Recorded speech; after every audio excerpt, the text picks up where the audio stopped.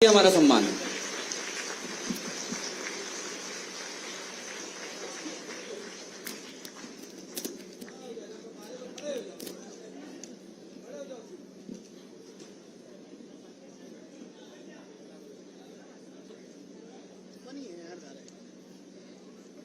आज के इस कार्यक्रम में मेरे साथ उपस्थित मंच पर हमारे पूर्व मंत्री और हमारे वरिष्ठ सहयोगी और लोकसभा के प्रभारी श्री सतीश द्विवेदी जी, हमारे इस कार्यक्रम को अध्यक्षता कर रही भारतीय बुनकर एवं कारीगर संघ की कार्य देख रही बहन श्रीमती शिप्रा शुक्ला जी, और यहाँ उपस्थित हमारे बनारस के और बनारस के क्षेत्र से आए हुए सभी हमारे बुनकर भाई, कारीगर क्षेत्र में काम करने वाले हमारे सभी वरिष्ठ सज्जन वृंद और इस क्षेत्र में काम करते हुए हमारे बड़े ही सम्मानित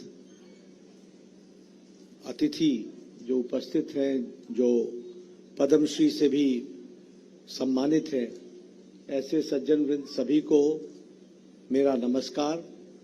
और मीडिया के साथी और प्रिंट मीडिया, इलेक्ट्रॉनिक मीडिया के मेरे साथी, आप सबको भी नमस्कार। मेरा ये सौभाग्य है कि मुझे आज अपने वीवर्स, बुनकर साथी और जो आर्टिसन के क्षेत्र में बहुत उत्तम काम कर रहे हैं, उनके दर्शन करने का सौभाग्य मिला है। सबसे पहले तो इस कार्यक्रम के लिए, आयोजन के लिए और इस बड़ी संख्या में आप सब लोगों के दर्शन कराने का सौभाग्य मुझे जो आयोजकों ने दिया है, उसके लिए मैं शिप्रा शुक्ला जी को और उनकी टीम को बहुत बहुत बधाई देता हूं और धन्यवाद देता हूं। उन्होंने संक्षेप में लेकिन सारगर्भित तरीके से बताने का प्रयास किया है कि किस तरीके से 2014 के बाद आर्टिजन के क्षेत्र में, बुनकरों की जिंदगी में और हमारे जो कारीगर भाई हैं उनकी जिंदगी में किस तरीके से परिवर्तन लाने का प्रयास हुआ है। सबसे पहले तो हम सब लोग बड़े सौभाग्यशाली हैं कि यहीं से जिन्होंने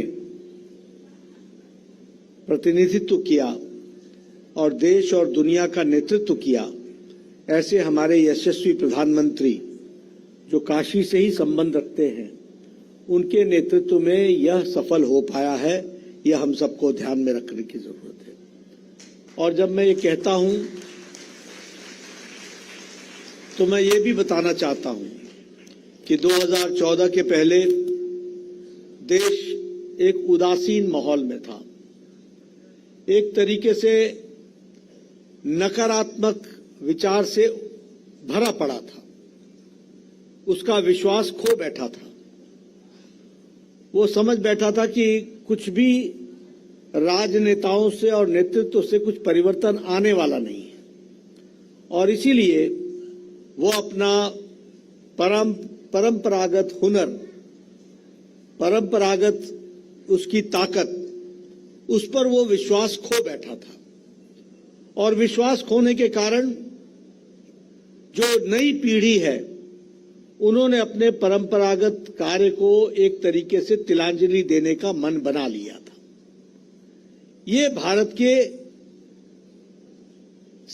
सारे समाज की स्थिति थी, और इस सोच से हमारा बुनकर समाज, हमारा कारीगर समाज, हमारा हुनर वाला समाज, वो भी इससे अलग नहीं था, वो भी इसी तरीके से सोच रहा था। लेकिन 2014 के बाद प्रधानमंत्री मोदी जी ने जीवन के हर क्षेत्र में लोगों को भरोसा, लोगों के मन में उत्साह, लोगों के मन में ऊर्जा, लोगों के मन में ये विश्वास पैदा किया कि नहीं, हम बदल ला सकते हैं, हम आपकी चिंता करके आपको मुख्य धारा में ला सकते हैं। और इसी कारण से आज हम ये गौरव के साथ कह सकते हैं कि 2014 के पहले का उदासीन भारत आज मोदी जी के नेतृत्व में विकसित भारत के संकल्प को लेकर के चल पड़ा है। इसको भी हमको ध्यान में रखना चाहिए। उन्होंने देश के हर क्षेत्र को ताकत देने का काम किया, हर क्षेत्र में नई ऊर्जा का संचार हो इसकी चिंता की, हर क्षेत्र में लोग आगे बढ़े और उनकी छोटी छोटी जो समस्याएं हैं उसका निवारण कैसे किया जा सकता है इसके बारे में उन्होंने चिंता की। और बुनकर समाज भी, हमारे हुनर वाले जो परंपरागत काम कर रहे थे वो भी इससे अछूते नहीं रहे और उनको भी प्रोत्साहन देने के लिए हर तरीके से काम करने का काम हमारे प्रधानमंत्री जी ने किया है। और मैं कह सकता हूं कि ये जो वोकल फॉर लोकल, ये विषय सिर्फ नारा नहीं है, सिर्फ एक पंक्ति नहीं है, ये भारत के आर्थिक जगत का मंत्र है और उसकी आत्मा है वोकल फॉर लोकल। अगर देश को आत्मनिर्भर बनाना है तो उसकी आत्मा इस वोकल फॉर लोकल में है। और इसीलिए उन्होंने वोकल फॉर लोकल को आगे बढ़ाने का काम किया। और उसी के साथ साथ अगर मैं परिधान की बात करूं, टेक्सटाइल्स की बात करूं, तो हमारा देश कितना संभ्रांत था और कितना विविध था, इसका हमको अंदाजा इस बात से होता है कि हमारा टेक्सटाइल दूर सुदूर पहाड़, ऊंचे पहाड़ों का टेक्सटाइल एक अपने किस्म का है। उसी तरीके से कोस्टल एरिया का टेक्सटाइल अपने तरीके का है, मध्य भारत का टेक्सटाइल अपने तरीके का है और उसी तरीके से जो लोग पश्चिम में, जो कच्छ में रहते हैं, उनका भी टेक्सटाइल परिधान अपने किस्म का है। लेकिन सब जगह एक बात स्पष्ट है कि सब जगह हमारे भारत की मिट्टी से निकला हुआ हुनर और उससे निकले हुए बुनकर का हुनर, यह स्पष्ट है कि वह आगे बढ़ा है। और इसीलिए चाहे बर्फ से ढका हुआ इलाका हो, चाहे कोस्टल बेल्ट हो, चाहे डेजर्ट हो, रेगिस्तान हो, कच्छ जैसा रेतीला इलाका हो, सब जगह हमारे बुनकर भाइयों को टेक्सटाइल को प्रोत्साहन देने का काम वो बहुत अच्छे तरीके से किया गया है।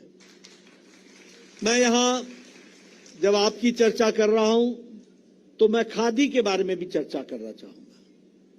खादी का नारा महात्मा गांधी ने दिया था, लेकिन 70 साल में हमारे कांग्रेस भाई खादी को भूल गए और उदासीन हो गए, उसकी चिंता नहीं हुई। खादी की चिंता भी अगर किसी ने की तो मन की बात में चर्चा करके प्रधानमंत्री मोदी जी ने उसको मुख्य धारा में लाने का काम किया और अपने जो इंटरव्यूज हुए उसमें भी उन्होंने चर्चा की कि हमको किस तरीके से चीजों को आगे बढ़ाना है। और इसीलिए यह भी कहा गया 1 डिस्ट्रिक्ट 1 प्रोडक्ट, उसको भी प्रोत्साहित किया गया और प्रोत्साहित करते हुए 1 डिस्ट्रिक्ट 1 प्रोडक्ट को आगे बढ़ाने का काम किया। और हमारे जो परंपरागत जितने भी हुनर थे उसको विकसित करने के लिए जो सरकार कर सकती थी, जो उदासीन थी, वह प्रोएक्टिव होकर के आगे आई और उसको करने में, बढ़ने हुए काम में जुड़ने का काम किया। प्रधानमंत्री मोदी जी ने सबसे पहला काम कि ये ट्रेडिशनल हुनर या आर्टिसन का जो हुनर था उसको अपग्रेडेशन की, उसकी ट्रेनिंग कराई, उसके हुनर को और ताकत दी और उसके हुनर के साथ साथ नए तरीके से मॉडर्न टेक्नोलॉजी में उसको कैसे परिवर्तित किया जा सकता है, इसमें उन्होंने विशेष करके इंटरवेंशन को आगे बढ़ाने का काम किया। और इसीलिए मुझे खुशी है, आज मुझे बताया गया कि 5 लाख से ज्यादा काशी में ही हमारे बुनकर भाई और हमारे आर्टिजन रहते हैं, जो धंधा छोड़ चुके थे या कम थे। अभी जैसे बताया गया कि जिनकी आमदनी 5,000 थी, आज वो करोड़ों के टर्नओवर में काम कर रहे हैं और वह वापसी में आए हैं। ये एक बहुत बड़ा काम हुआ है। इसलिए ट्रेनिंग का काम, अपग्रेडेशन का काम, मॉडर्न टेक्नोलॉजी का इंटरवेंशन और मॉडर्न टेक्नोलॉजी के इंटरवेंशन के साथ साथ आपको उस विधा को सुचारू रूप से चलाने के लिए आर्थिक मदद भी हो, इसकी भी चिंता प्रधानमंत्री मोदी जी ने की है। और लगभग 2 लाख टेक्सटाइल के दृष्टि से 2 लाख का जो टेक्सटाइल के इंडस्ट्री में स्किल इंस्टीट्यूट्स में सपोर्ट और स्टाइपेंड देना था, वो भी देने का काम किया। और लगभग 1,20,00,000 हमारे भाइयों को इसके लिए मुद्रा लोन देने का वह भी हमारी सरकार ने काम किया, उसको भी हमको ध्यान में रखना चाहिए। और उसी तरीके से इम्प्रोवाइज्ड यानी परिष्कृत यार्न वह भी उपलब्ध हो, ताकि टेक्सटाइल अच्छा हो, अच्छी चीज बुनी हुई हो, उसको भी प्रधानमंत्री मोदी जी ने आगे करने का काम किया है। 7 अगस्त को नेशनल हैंडलूम डे मनाने का, यानी बुनकर भाइयों के लिए भी एक दिन है जिस दिन को याद करके सरकार, समाज किस तरीके से आगे हमारे बुनकर भाई देश को ले जा रहे हैं, उसके बारे में भी चर्चा हो, उसको भी आगे बढ़ाने का काम किया है। मुझे आपको बताते हुए खुशी हो रही है कि हैंडलूम क्षेत्र में भारत का टर्नओवर 5 गुना बढ़ गया है, 5 गुना। मुझे ये जो हमारी खादी है ये 3 गुना बढ़ गया है। और हमारे यहाँ जो खादी के कपड़े हैं बने बनाए, उसका टर्नओवर 5 गुना बढ़ गया है। और एक समय था जब खादी का टर्नओवर कुल मिलाकर के 20 से 25 करोड़ रुपए, 25 लाख करोड़ रुपए ये था, क्षमा करिएगा, 20 से 25 हजार करोड़ रुपए का टर्नओवर था। आज वो 1,30,000 करोड़ रुपए का वो टर्नओवर हो गया। ये भी हमको ध्यान में रखना चाहिए कि किस तरीके से हम हमारे विकास को आगे बढ़ाने का काम हुआ है। आज लगभग 1 करोड़ लोग हैंडलूम और बुनकर क्षेत्र में काम कर रहे हैं। और सबसे बड़ी बात यह है कि जो 9वां हैंडलूम का जो दिवस मनाया गया, उसमें लगभग 3,000 बुनकर एक साथ एक मंडप पर आकर के अपने प्रोडक्ट्स को उन्होंने भारत मंडपम में उसकी नुमाइश की और उनको एक साथ लाकर उनकी समस्याओं को सुना भी गया और आगे क्या करना है इसकी भी चिंता की गई। मैं एक ही बात कहना चाहूंगा और आपसे हामी लेना चाहूंगा, क्या ये सच्चाई नहीं है कि जो काम प्रधानमंत्री मोदी जी ने पिछले 10 साल में किया है बुनकर भाइयों के लिए, वो किसी भी सरकार ने 70 साल में नहीं किया? ये बात सच्ची है कि नहीं है? बताओ, ये सच है कि नहीं है? सच है कि नहीं है? ये परिवर्तन आया है और उसको आगे बढ़ाने का काम है। और अभी मोदी जी का सपना है कि हर बड़े शहर में एक एकता मॉल बनाएंगे और वो एकता मॉल में हमारे बुनकर भाइयों से लेकर हमारे आर्टिजन के लोगों का सब तरीके का हुनर से पैदा हुई चीज को एक मॉल में रखा जाएगा, ताकि भारत के काम का किया गया विषय एक ही जगह पर सब देख सके और उसको आगे बढ़ा सके। इस तरीके का एकता मॉल को भी बढ़ाने का प्रयास किया है, उसको रखने का काम किया है। मैं यह भी आपको बताना चाहता हूं कि प्रधानमंत्री मोदी जी से बड़ा हमारे भारतीय हुनर का, आर्टिजन का, अपने हैंडलूम का, अपने बुनकर भाइयों का, उनसे बड़ा कोई एम्बेसडर नहीं है।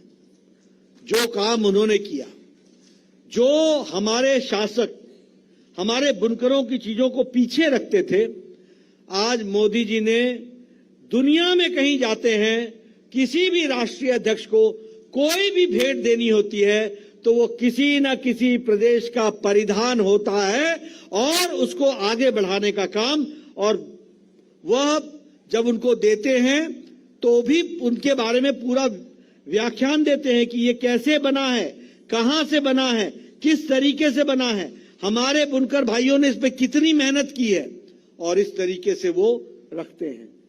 आज और भी आपको खुशी होगी कि जब G20 हुआ तो चाहे वो पटका पहनाया गया, चाहे उनको कोई भेंट दिया गया, चाहे उनके कार्यक्रमों में, सब जगह भारतीय हमारे आर्टिजन, हमारे कारीगर भाई, हमारे बुनकर भाई, उनके द्वारा बना हुआ चीज ही वह दिया गया। इस बात को भी हमको ध्यान में रखना चाहिए। इसलिए हर दृष्टि से कोशिश हुई है कि किस तरीके से हमारे बुनकर भाइयों की जिंदगी में परिवर्तन आए, देश का जो परंपरागत हुनर था उसको आगे बढ़ाया जाए। और इसी तरीके से लगभग बनारस में भी मुझे बताया गया कि दीनदयाल हस्तकला संकुल के द्वारा कम से कम 300 करोड़ रुपए का इन्वेस्टमेंट हो रहा है, जो बनारस के बुनकर भाइयों की जिंदगी को तब्दील कर देगा और वह फ्रंट रैंकिंग आगे लीड करेंगे। इस तरीके की परिस्थिति आकर के खड़ी होगी। मैं ये सारी बातें आपको बुनकर भाइयों के लिए जो बनारस में किया गया, जिसके लिए मैं फिर से शिप्रा जी को बधाई देता हूं और इनकी टीम को बधाई देता हूं, जिन्होंने मोदी जी के सपने को काशी में और उत्तर प्रदेश में और देश में उसको एक रूप देने का काम किया, उसको इम्प्लीमेंट करने का काम किया। इसके लिए आपको और आपकी टीम को मैं बधाई देता हूं। मित्रों, जिस तरीके से प्रधानमंत्री मोदी जी ने बुनकरों की चिंता की है, उस तरीके से मोदी जी ने देश के हर सेक्टर की चिंता की है।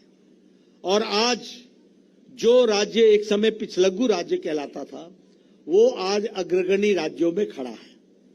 जो राज्य एक समय में भ्रष्ट देशों में जाना जाता था, आज वह राज्य दुनिया के नक्शे पर स्थापित होकर के मोदी जी के नेतृत्व में आगे बढ़ रहा है। और ध्यान रखिएगा, 4 जून को एक बहुत बड़ी घटना घटने वाली है कि भारत के यशस्वी प्रधानमंत्री तीसरी बार प्रधानमंत्री बनेंगे, और ये दुनिया के लिए एक बहुत बड़ा खबर होगी। और भारत, दुनिया की निगाह में भी भारत को दुनिया मानेगी कि भारत अब आगे बढ़ने से कोई रोक नहीं सकता है। इस काम को हम करेंगे।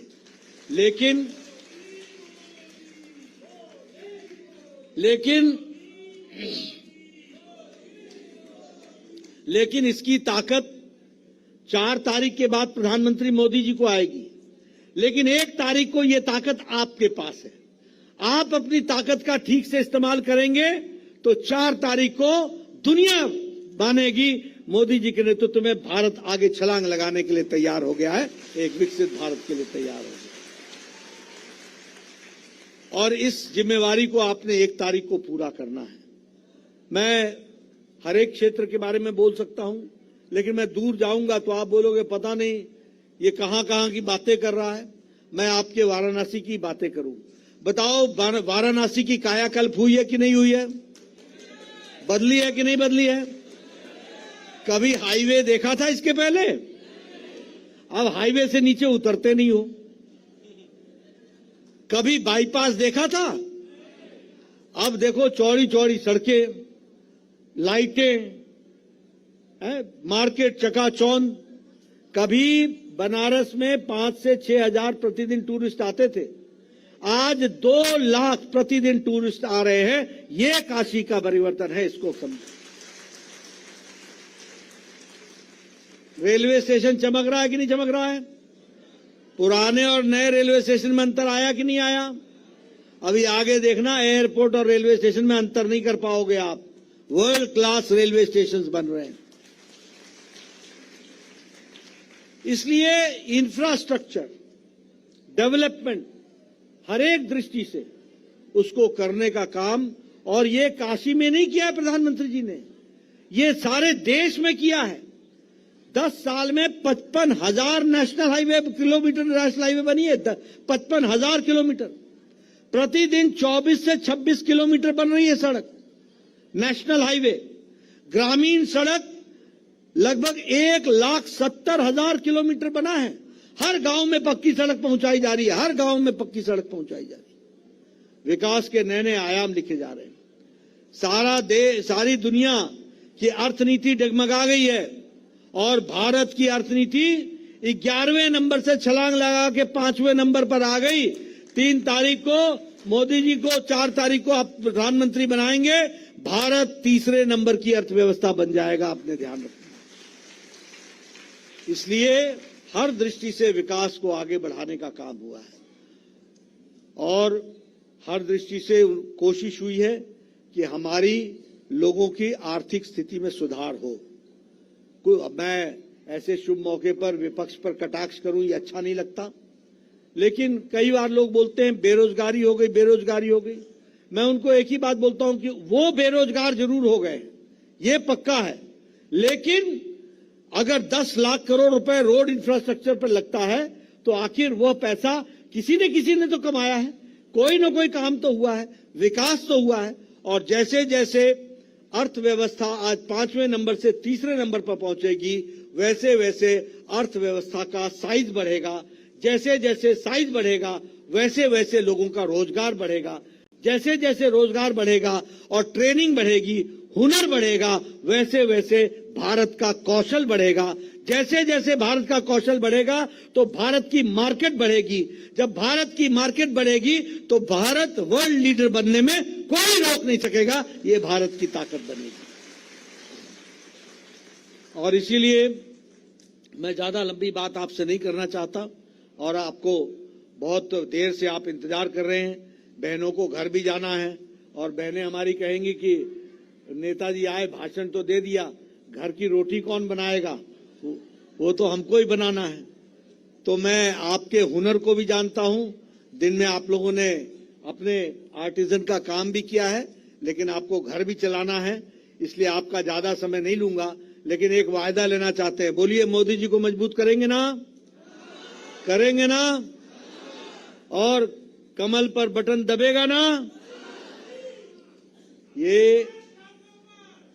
ये देश की आवश्यकता है, ये काशी की आवश्यकता है, ये उत्तर प्रदेश की आवश्यकता है, ये हमारे बुनकर भाइयों के आगे के जीवन को मजबूत बनाने की आवश्यकता है। इसके लिए हमको काम करना है। तो मैं आपका ज्यादा समय न लेता हुआ फिर से आपको बहुत बहुत धन्यवाद देता हूं और आप अपने राष्ट्रीय जिम्मेवारी को 1 तारीख को निभाएंगे। 4 तारीख से मोदी जी के नेतृत्व में हम सब लोग मिलकर के देश को आगे ले जाएंगे। बहुत बहुत धन्यवाद।